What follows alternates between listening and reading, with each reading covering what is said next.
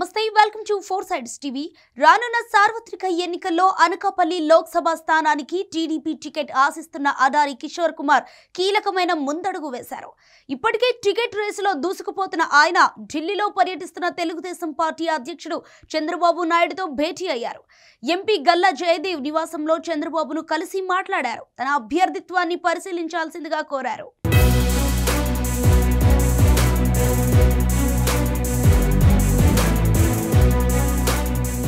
రానున్న ఎన్నికలకు ఎంపీ టికెట్లను ఉన్నత విద్యావంతులకు, ప్రజలకు స్ఫూర్తి ఇచ్చేవారికి, సామాజిక అంశాల పట్ల సంపూర్ణ అవగాహన ఉన్న యువకులకు ఇచ్చే యోచనలో పార్టీ అధినేత చంద్రబాబు ఉన్నారు. ఈ నేపథ్యంలో న్యాయ విద్యలో పీహెచ్డీ చేస్తున్న యువకుడు, ప్రజా ఉద్యమ సారథి, సామాజికవేత్త ఆడారి కిషోర్ కుమార్ అభ్యర్థిత్వంపై చంద్రబాబు దృష్టి సారించినట్లు తెలుస్తోంది. విద్యార్థి దశ నుంచి ప్రజా ఉద్యమాలను సొంతంగా నడిపిన కిషోర్ కుమార్ నేపథ్యం, వేలాది మంది విద్యార్థులు, యువతి యువకులకు ఆదర్శంగా నిలిచిన ఆయన జీవన చంద్రబాబును ఆకర్షించిందన్న సమాచారం. చంద్రబాబు అక్రమ అరెస్టు నేపథ్యంలో గల్లీ నుంచి ఢిల్లీ వరకు ఆడారి కిషోర్ కుమార్ చేపట్టిన ఉద్యమాలు దేశవ్యాప్తంగా సంచలనంగా మారాయి. మరోవైపు నారా లోకేష్ యోగాళం పాదయాత్రపై అనకాపల్లి జిల్లాలో ఆడారి కిషోర్ కుమార్ విస్తృతంగా ప్రచారం చేశారు.